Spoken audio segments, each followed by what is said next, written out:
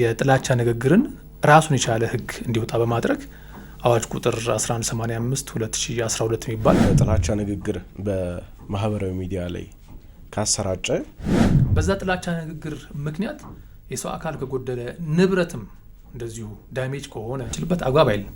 በብዛት የጥላቻ ንግግር የሚያሰራጩ አካላትን ስንመለከት አብዛኞቹ ከሀገር ውጭ በግልጽ ተደንግጓል ሐሳብን በነጻነት የመግለጽ መብት። ግን ይሄ መብት እስከምን ድረስ ነው? በህይወት የመኖር መብት ሁሉ ሊጣስ እንደሚችል ህገ መንግስቱ በግልጽ ይናገራል። ምን ያህል ተከታይ ያለው ሰው ነው የጥላቻ ንግግር ሲያደርግ ሊጠየቅ ወይ ህጋዊ ቅጣት ሊደርስበት የሚችለው?